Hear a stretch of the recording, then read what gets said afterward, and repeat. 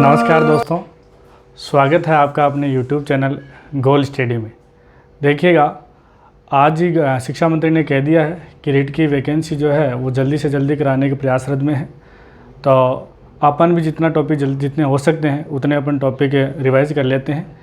अब देखिएगा, कल अपन एक टॉपिक पढ़ा था, हिंदी का सामान्य परिचय पढ़ा था। सामान्य परिचय की बात कीजिए, अपना पहला टॉपिक दूसरा वीडियो है आज, इसमें पहला टॉपिक पढ़ेंगे वर्णमाला। कई बार वर्णमाला संबंधी प्रश्न भी एग्जाम में आ जाते हैं। रिट में तो सिलेबस में भी वर्ण कितने होते हैं, स्वर कितने होते हैं, व्यंजन कितने होते हैं, तो इन पर भी चर्चा कर लेनी चाहिए। तो अपन शुरुआत करते हैं। कौन सा टॉपिक है हिंदी का? आज पहला टॉपिक पढ़ेंगे, क्या पढ़ेंगे? वर्णमाला पढ़ेंगे। क्या पढ़ेंगे? वर्णमाला। वर्णमाला में मेन चीज़ क्या क्या है देखिएगा। तो टॉपिक तो बात की जाए, अपन मैं सीधा लिख रहा हूँ वर्णमाला। वर्णमाला टॉपिक पढ़ेंगे आज। वर्णमाला की अगर बात करें तो देखिएगा, सबसे पहले अगर बात करें तो देखिएगा, हिंदी में वर्णमाला मतलब वर्णों का एक व्यवस्थित क्रम होता है जो हिंदी में चलता है, उसे क्या कहते हैं? वर्णमाला कहते हैं। व्यवस्थित क्रम की बात अपन यहाँ करते हैं।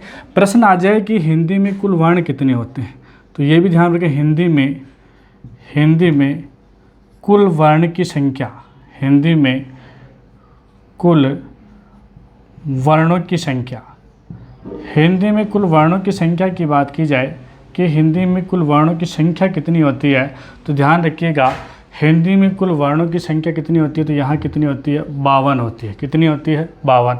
यह प्रश्न आ जाए आपसे पास, हिंदी में कुल वर्णों की संख्या कितनी है, तो कितनी बताना आपको? 52 बताना। एक प्रश्न इस प्रकार भी आ जाता है कि हिंदी में मूल वर्णों की संख्या कितनी है, तो ये भी ध्यान रखिएगा, हिंदी में मूल वर्णों की संख्या है, हिंदी में मूल वर्णों की संख्या। आपसे ये पूछा जाए कि हिंदी में मूल वर्णों की संख्या कितनी है, तो ये ध्यान रखना कितनी है? 44 है। हिंदी में मूल वर्णों की संख्या की बात की जाए तो कितनी होगी? 44। अब 44 में कौन कौन से होते हैं यहाँ देखिएगा। 44 की बात की जाए तो यहाँ अपन बात करते हैं, देखिएगा 44 में कौन कौन से आते हैं? स्वर होते हैं, वो कितने होते हैं? 11 होते हैं। स्वर 11 आते हैं। और कौन क्या आएगा यहाँ? और व्यंजन आते हैं। क्या आएंगे? व्यंजन। और व्यंजन की संख्या कितनी होती है हिंदी में? 33 होती है। यानी स्वर की यहाँ बात की जाए 11 + 33 कितने होते हैं? 44 होते हैं। तो यहाँ दो प्रश्न बनते हैं, हिंदी में कुल वर्णों की संख्या कितनी है? 52 बताना है। प्रश्न ये आ जाए कि हिंदी में मूल वर्णों की संख्या कितनी है, तो जहाँ पर भी मूल वर्ण ध्यान में रखिएगा, मूल वर्ण की संख्या पूछे आपसे कितनी बतानी है? 44 बतानी है कि 11 स्वर और 33 व्यंजन। अब यहाँ बात की जाए कि सबसे पहले अपन बढ़ते हैं कि मूल वर्ण कौन कौन से हैं, उसके बाद फिर अपन कुल वर्णों पे आते हैं।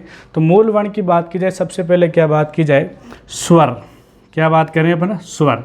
तो देखिएगा, हिंदी में बात की जाए तो हिंदी में स्वरों की संख्या कितनी है, तो ध्यान रखिएगा, हिंदी में स्वरों की संख्या कितनी है? 11 स्वर होते हैं। कितने स्वर होते हैं? 11 होते हैं। आपसे क्रम पूछा जाए कौन कौन सा स्वर आता है, तो सबसे पहले ए आता है, ए के बाद आ आता है, फिर छोटी आता है, फिर बड़ी आता है, ऊ आता है, फिर बड़ा ऊ आता है, ये री आता है।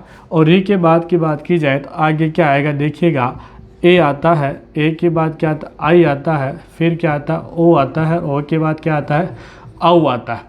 इसका मतलब बात की जाए कि हिंदी में स्वरों की संख्या कितनी है, तो हिंदी में स्वरों की संख्या कितनी हो गई? 11 हो गई। कितनी हो गई? 11 हो गई। अब ये प्रश्न आ जाए, ये क्रम तो यही रहेगा, हिंदी में ये क्रम भी है, क्रम पूछे तो ये क्रम भी है, आ ई उ री ए आई ओ औ, क्रम भी है। फिर बात की जाए कि स्वर की मात्राएं कितनी होती है, तो ये हालांकि ये प्रश्न पूछा नहीं जाता, लेकिन संधि में मात्राएं बहुत काम में आती है। तो ध्यान रखिएगा, ए की मात्रा होती नहीं है, आ की मात्रा, ये आ की मात्रा है, छोटी की मात्रा अपने ऐसे लिखते हैं, बड़ी की मात्रा ऐसे लिखते हैं, छोटे ऊ की ऐसे लिखते हैं, बड़े ऊ की मात्रा ऐसे लिखते हैं। री की मात्रा की बात की जाए तो री की मात्रा इस प्रकार लिखते हैं। किस प्रकार लिखते हैं? इस प्रकार हल्का सा घुमा दिया जाता है, ये री की मात्रा है। देखिएगा, री का बोले तो स्वर है, जिस प्रकार अपन लिखते हैं ना कृष्ण, कृष्ण में ये कौन सी मात्रा है? री की मात्रा है। और री बोले तो क्या हो गया? एक स्वर हो गया। र व्यंजन होता है, र के बारे में अपन चर्चा करेंगे आगे। देखिए, री है, ये क्या है? अभी ए है, और इसकी कितनी मात्रा है? 2 मात्रा है। आई की इसकी कितनी? ओ। और ए कितना है? औ।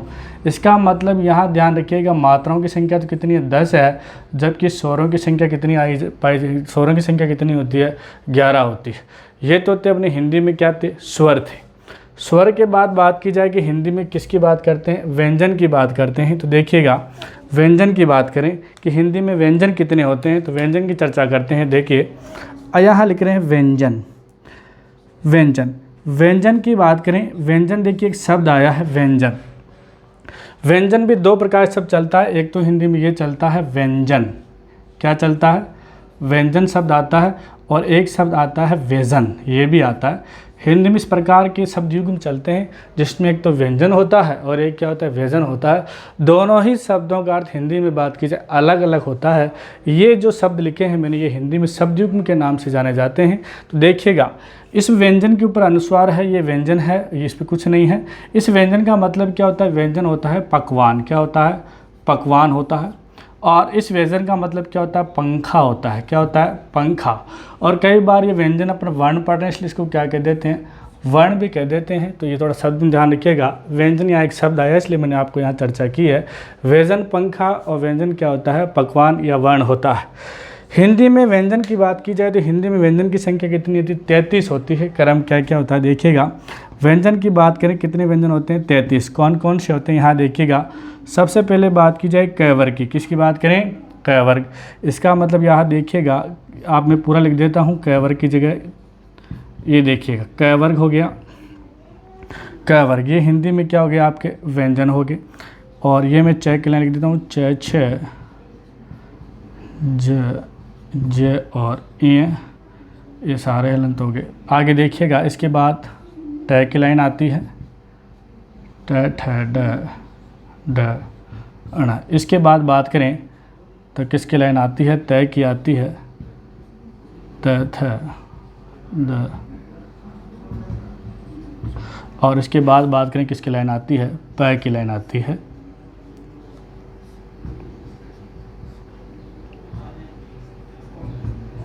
देखिएगा, हिंदी में बात की जाए तो यहाँ बात करें क वर्ग हो गया, च वर्ग हो गया, और कौन सा वर्ग हो गया, क वर्ग हो गया, च वर्ग हो गया, ट वर्ग हो गया, त वर्ग हो गया, और कौन सा वर्ग हो गया, प वर्ग हो गया। इसका मतलब कितने वर्ग आए, 5 वर्ग आए। इन 5 वर्गों को वर्गीय व्यंजन भी कहते हैं। क्या कहते हैं, वर्गीय व्यंजन कहते हैं। यानी यहाँ से लेकर यहाँ तक ये जो वर्ण कहलाते हैं, ये क्या कहलाते हैं, स्पर्श व्यंजन कहलाते हैं। क्या कहलाते हैं, स्पर्श व्यंजन कहलाते हैं। और स्पर्श व्यंजन की संख्या की बात की जाए, स्पर्श व्यंजन की संख्या कितनी होती है, 25 होती है। क्या होती है, 25। तथा इन वर्णों को, इन व्यंजनों को और क्या कहा जाता है, इनको वर्गीय व्यंजन भी कहते हैं। कौन से कहते हैं बताओ, वर्गीय व्यंजन भी कहते हैं। कि वर्गीय व्यंजनों की संख्या कितनी है, तो वर्गीय व्यंजन की संख्या भी कितनी मानी जाती है, 25 मानी जाती है। इसका मतलब ये व्यंजन की बात करें, अभी तक कितने व्यंजन पढ़े, अपने 25 व्यंजन पढ़े हैं। यहाँ तक रिवाइज कीजिएगा। हिंदी में कुल वर्णों की संख्या पूछिए आपसे, तो हिंदी में कुल वर्णों की संख्या कितनी की जाती है, 52। कितनी होगी, 52। पहला प्रश्न तो यही हो गया। दूसरे प्रश्न की बात की जाए, हिंदी में मूल वर्णों की संख्या कितनी है, तो मूल वर्णों की संख्या कितनी है, 44 होती है। मूल वर्ण में कौन कौन से वर्ण आते हैं, तो स्वर 11 आते हैं, और व्यंजन कितने आते हैं, 33। 33 और 11 कितने होते हैं, 44 होते हैं। फिर बात की जाए स्वर की, बात की स्वर 11 होते हैं। क्रम पूछा जाए आपसे तो ये क्रम है। इस प्रकार क्रम की बात, फिर मात्राएँ की बात की जाए तो ये हिंदी बात की जाए तो स्वरों की मात्रा कितनी, 10 मात्राएँ होती है। व्यंजन 33 होते हैं। कैसे लेकर प वर्ग तक की बात की जाए, इन वर्णों को क्या कहते हैं, स्पर्श व्यंजन कहते हैं। ये वर्गीय व्यंजन है। कौन से व्यंजन है, वर्गीय व्यंजन है। इसके बाद यहाँ तक आप स्क्रीनशॉट ले लीजिएगा। इसके बाद हम आगे की चर्चा करते हैं।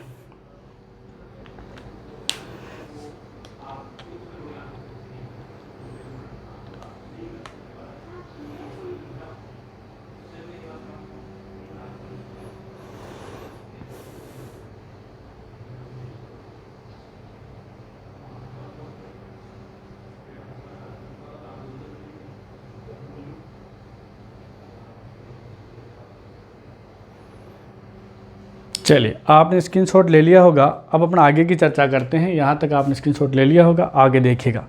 यहाँ तक क्या पढ़ा अपन, ये वर्णमाला टॉपिक चल रहा है। वर्णों का व्यवस्थित क्रम ही वर्णमाला कहलाता। हिंदी में कुल वर्ण की संख्या 52 हो चुकी है। हिंदी में मूल वर्ण कितने होते हैं, 44 होते हैं। स्वर कितने होते हैं, 11 होते हैं। व्यंजन कितने होते हैं, 33 होते हैं। व्यंजन यानी पकवान, व्यंजन यानी क्या होता है, पंखा होता है। स्वर कितने होते हैं, 11 होते हैं। कौन कौन से होते हैं, अ होता है, आ, ई, उ, री, ए, आई, ओ, औ होते हैं। मात्राएं कितनी होती है, 10 होती है। व्यंजन की बात करें तो 33। कौन कौन से वर्ग आ रहा है यहाँ, क वर्ग आता है, च वर्ग आता है, ट वर्ग आता है, त वर्ग आता है, और प वर्ग आता है। और इन क से लेकर मै तक कौन से व्यंजन कहलाते हैं, स्पर्श व्यंजन। स्पर्श व्यंजन को क्या कह सकते हैं, और वर्गीय व्यंजन भी कह सकते हैं। अब देखिएगा, 25 के बाद बात की जाए व्यंजन पढ़ रहे थे, 25 पढ़ लिए। 25 के बाद एक शब्द आता है, उसको क्या कहते हैं? अंतस्थ। क्या कहेंगे? अंतस्थ। अंतस्थ की बात की जाए, देखिएगा अंतस्थ पढ़ रहे हैं। अंतस्थ की बात करें, अंतस्थ हिंदी में कितने होते हैं? तो देखिएगा अंतस्थ होते हैं 4, य र ल व, य र ल व, और अंतस्थ की संख्या कितनी होती है हिंदी में? 4 होती है। फिर देखिएगा, फिर बात करते हैं, किसकी बात करते हैं? उस्म। और उस्म की संख्या कितनी होती है हिंदी में? देखिएगा इसका क्रम पूछ लिया जाता है। बात की जाए हिंदी में क्रम पूछे तो ये होता है कौन सा? ये रेलेवा होता है। पिछली बार रिट की परीक्षा में संस्कृत में पूछ लिया गया था कि संस्कृत में पूछा गया तो संस्कृत में अंतस्थ वर्णों, पाणिनि के सूत्र के अनुसार अंतस्थ वर्णों का क्रम क्या होता है? तो वहाँ संस्कृत में पाणिनि सूत्र के अनुसार चलता है वो यवरेल चलता है, जबकि हिंदी में क्या चल रहा है? यरेलेव। ये अंतस्थ कहलाते हैं और ये अवर्गीय व्यंजन की श्रेणी में आते हैं। वर्गीय व्यंजन नहीं है, कौन से? अवर्ग, इनका कोई वर्ग नहीं होगा। उस्म की बात की, उसमें सबसे पहले इनका क्रम पूछा जाता है कि कौन सा क्रम पहले आता है। कई बार एग्जाम में इस प्रकार का प्रश्न दे देता है कि ये प्रश्न दे दिया कि श है, और फिर दे देता है कौन सा? श और है दे देता है। फिर कई बार क्या करता है? ये श दे देता है, ये श और स, और क्या है दे देता है, और फिर क्या दे देता है? दे देता है, श दे देता है, ये श दे देता है, और फिर ये स पूछ लेता है इनमें कौन सा क्रम क्या है? उस वर्णों का सही क्रम है। तो उस वर्णों का सही क्रम की फिर बात आए तो फिर कौन सा वर्ण माना जाता है? सही कौन सा होगा इसमें? सबसे पहले शंकर भोलेनाथ आते हैं, श, है ना। शंकर के बाद इनका बेटा आता है षटमुख, श षटकोण वाला आता है। उसके बाद क्या आता है? श षडक आता है, और फिर क्या आता है? हलवाई आता है। कितने वर्ण होते हैं उसमें के भी? 4 होते हैं। कितने होते हैं? 4।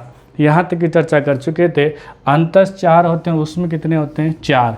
और 25 क्या होते हैं? स्पर्श। क्या होते हैं? स्पर्श। तो अपने क्या पढ़ा? स्पर्श के 25 और 4 29, और 4 कितने होते हैं? 33। क्या होते हैं? 33। अतः व्यंजनों की संख्या कितनी है? कुल व्यंजन कितने होते हैं? तो कुल व्यंजन की अपन ने बात की कि कुल व्यंजन की संख्या कितनी होती है? 33 होती है। कितनी होती है? 33। यहाँ तक चर्चा कर चुके हैं कि कुल व्यंजन की बात की जाए कैसे? क वर्ग, च वर्ग, ट वर्ग, त वर्ग और पै वर्ग तो आता ही है। उसके बाद अंतस्थ आता है, यरेलेव है। उसके बाद उष्म आता है, उष्म का क्रम यही रहेगा, श है। तो कुल व्यंजन आपसे पूछे तो कितना होता है? 33 होता है। अपन ने क्या पढ़ चुके हैं? 11 स्वर का एड्रेस पढ़ चुके हैं। 11 स्वर होते हैं, 33 क्या होते हैं? व्यंजन होते हैं। कौन कौन से व्यंजन होते हैं ये सब आपके क्या है? सामने। इस प्रकार की बात की जाए, इसको हल कर देते हैं तो ये शुद्ध व्यंजन आ जाता है। आप हल भी लगा सकते हैं, क्या हो गया? शुद्ध व्यंजन की श्रेणी में आ गया। तो 11 + 33 कितना होता है? 44। ये 44 केवल मूल वर्णों की संख्या है। कितनी संख्या है? मूल वर्णों की संख्या। आगे बात करते हैं मूल वर्ण के बाद बात करें कि कुल वर्ण सर आपने 52 बताए थे, अब कौन कौन से बच गए शेष की अपन चर्चा कर लेते हैं कि कौन कौन से वर्ण बच गए। देखिएगा कुल वर्ण का एड्रेस तो आ चुका है 33। इसके बाद बात करें, एक आता है आपका क्या आता है? अयोगवाह। क्या आता है? अयोगवाह आता है। अयोगवाह 44 पढ़ चुके हैं, अपन 52 कर रहे हैं वर्णों को। अयोगवाह। अयोगवाह कितने होते हैं? हिंदी में 2 होते हैं। कितने होते हैं? 2 होते हैं। कौन कौन से होते हैं? तो देखिएगा अंग होता है, एक क्या होता है? अह। अंग और अह ये क्या कहलाते हैं? हिंदी में अयोगवाह कहलाते हैं। क्यों कहलाते हैं? कारण क्या है? देखिएगा 1-2-3 कारण हैं इसके। अयोगवाह अ के साथ योग होता है हमेशा। ये जब आते हैं ना ये तो किसके साथ आते हैं? अ के साथ ही आते हैं। किसके साथ आते हैं? अ के साथ ही अपना रूप बनाते हैं, इसलिए इनको क्या कहा जाता है? अयोगवाह कहा जाता है। क्या कहा जाता है? अयोगवाह। कई बार कुछ विद्वान ये भी कहते हैं कि ना तो ये शुद्ध स्वर होते हैं और ना ही क्या होते हैं? व्यंजन होते हैं। क्यों? क्योंकि ये तो देखिएगा ये तो क्या आपका स्वर है। क्या है? स्वर है। और ये बात की जाए विसर्ग की बात कर लें या अपनी किसी बात कर ली अनुस्वार की बात कर लें, ये व्यंजन होते हैं। क्या होते हैं? व्यंजन होते हैं। क्योंकि विसर्ग का उच्चारण है की तरह होता है। किसकी तरह होता है की तरह होता है। और अनुस्वार पंचम वर्ण के हिसाब से चलता है। किसके वजह से चलता है? पंचम वर्ण। जैसे मैंने संजय लिखा, क्या लिखा? संजय। अब संजय की बात की जाए, संजय को मैं खोल के लिखूंगा तो क्या बन जाएगा? ये संजय आएगा। इसका मतलब ये कौन सा? ये व्यंजन वर्ग है, च वर्ग का 5वां वर्ण है, इसलिए ये व्यंजन की श्रेणी में आते हैं। तो ये क्या कहलाते हैं? शुद्ध व्यंजन है। जबकि ये क्या है? स्वर है। ये स्वर है, ये शुद्ध व्यंजन है। इसको अपन क्या कह सकते हैं? शुद्ध व्यंजन की श्रेणी में आते हैं। ये शुद्ध व्यंजन है। जबकि ये क्या है? ये स्वर है।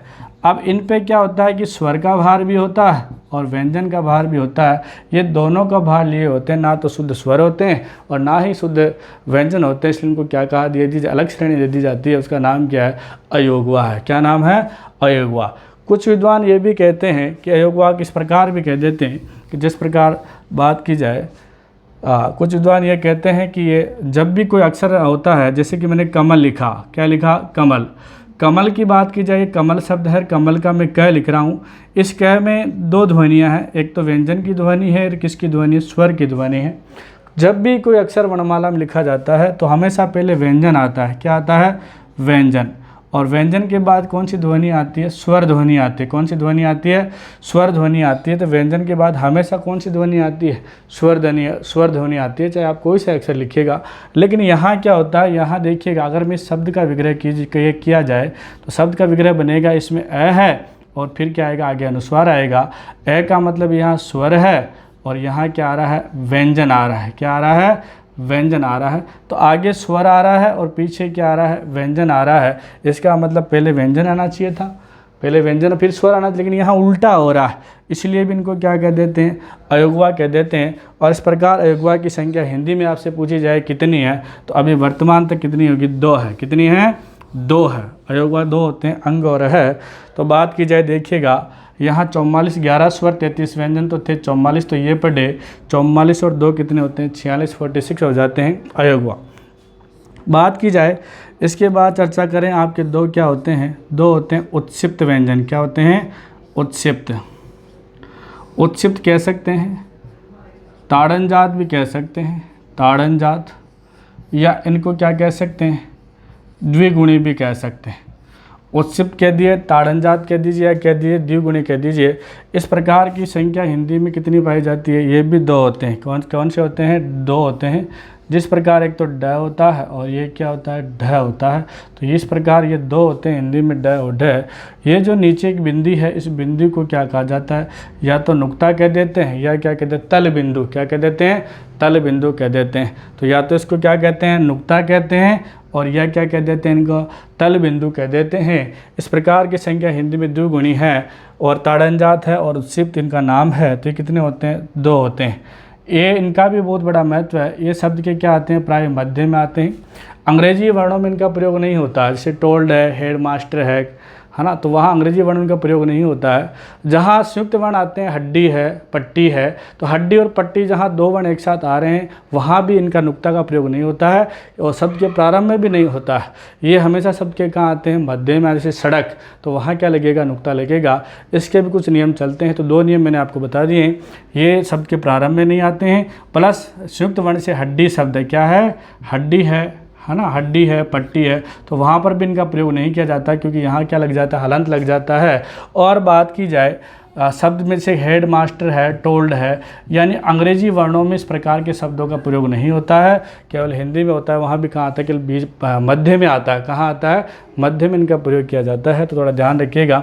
इस प्रकार के शब्द कई बार KVS परीक्षा में पूछ ले जाते हैं कि किस जगह इनका प्रयोग होता है। संयुक्त वर्णों में नहीं होता है और अंग्रेजी वर्णों में नहीं होता है और प्रारंभ में नहीं होता है और मध्य में होता है। तो उत्क्षिप्त, ताड़न जात और क्या कहते हैं, द्विगुणी। इनकी संख्या कितनी होती है, 2।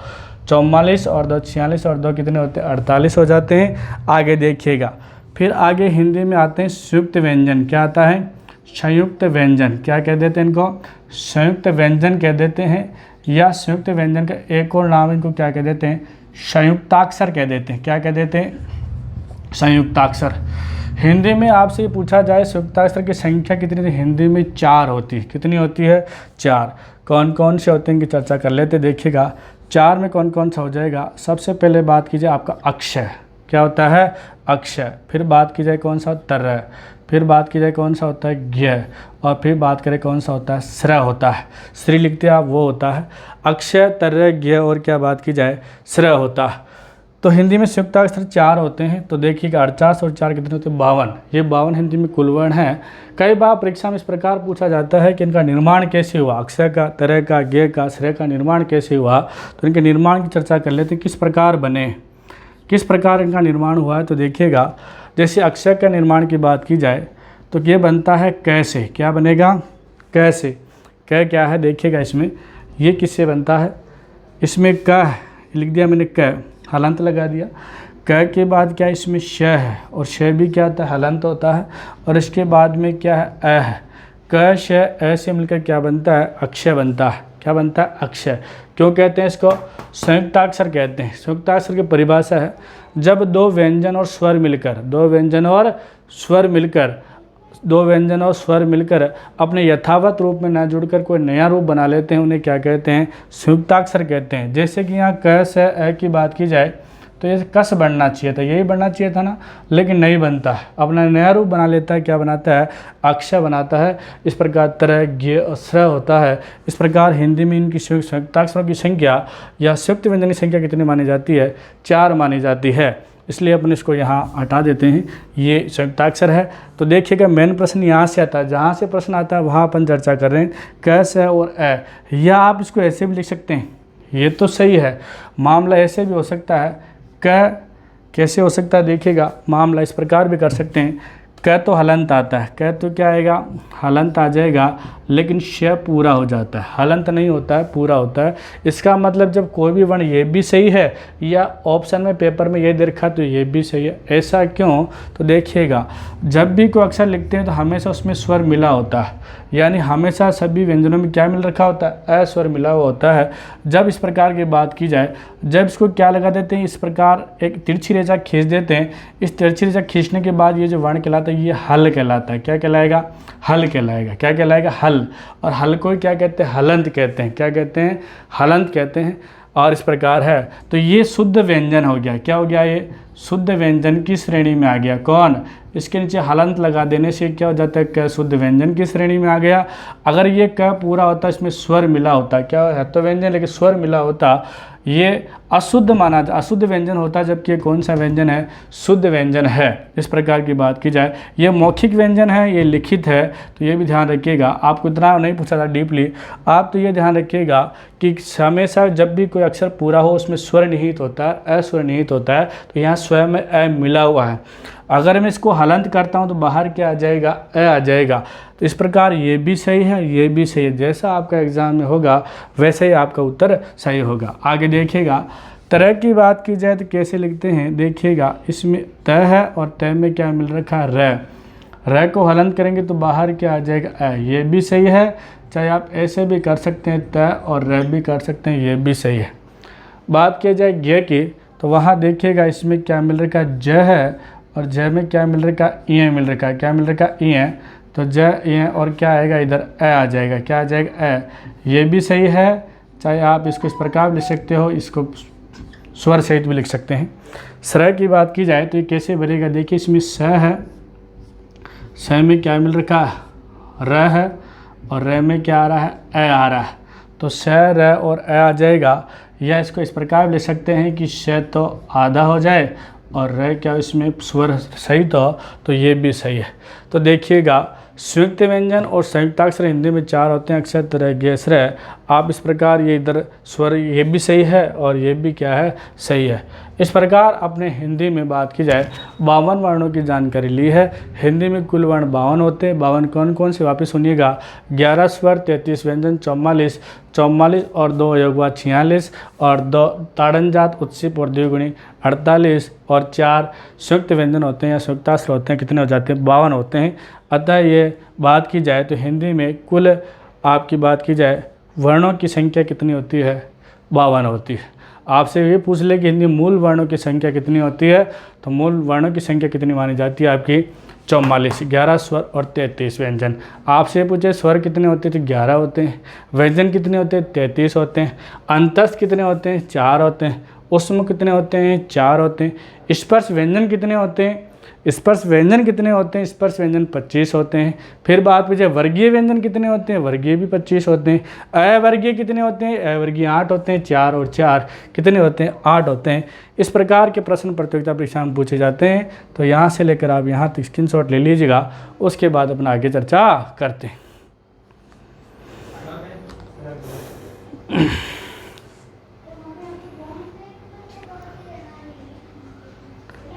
चलिए बच्चों, आपने स्क्रीनशॉट ले लिया होगा। यहाँ तक की बात की जाए, देखिएगा अपन यहाँ दौरान कर लेते हैं। अंतस्थ कितने होते हैं 4, क्या होते हैं, ये 11, ठीक है।